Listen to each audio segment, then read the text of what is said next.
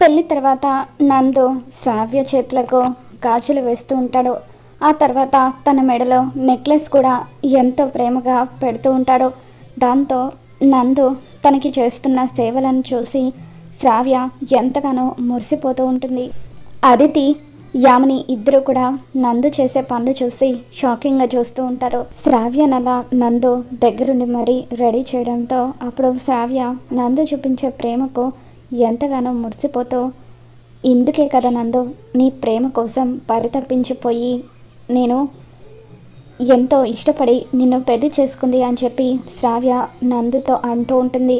ఆ తర్వాత నందు పద శ్రావ్య మీ వాళ్ళు వస్తున్నారు అని చెప్పి శ్రావ్యని గుమ్మం దగ్గరికి తీసుకుని వస్తాడు. గౌతమ్, అర్జున్ వీళ్ళందరూ కూడా సారె పట్టుకొని యామిని ఇంటికి వస్తూ ఉంటారు. వాళ్ళు అలా సారె పట్టుకొని వస్తూ ఉంటే సంతోషంగా శ్రావ్య వాళ్ళ దగ్గరికి వెళ్ళబోతూ ఉంటే అప్పుడు నందు శ్రావ్య భుజం మీద చెయ్యి వేసి తనని ఆపుతాడు. దాంతో శ్రావ్య షాకింగ్గా నందు వైపు చూస్తూ ఉంటుంది. తర్వాత నందు తన నిజ స్వరూపాన్ని బయట పెడుతూ శ్రావ్య జుట్టు పట్టుకొని బయటకు గెంటేస్తూ ఉంటాడు. శ్రావ్య కింద పడబోతూ ఉంటే గౌతమ్ పరిగెత్తుకుంటూ వచ్చి శ్రావ్యని పట్టుకుంటాడు. ఇక ఆ విధంగా నందు అయితే పెళ్ళయ్యే వరకు ఎంతో మంచిగా నటించి శ్రావ్యను పెళ్లి చేసుకొని టార్చర్ పెట్టడం మొదలు పెడతాడు. మరి రాబోతున్న ఎపిసోడ్లో ఏం జరగబోతుందో మళ్ళీ మన ఛానల్ తెలుసుకుందాం. ఈ వీడియో మీకు నచ్చినట్లయితే తప్పకుండా లైక్ చేయండి.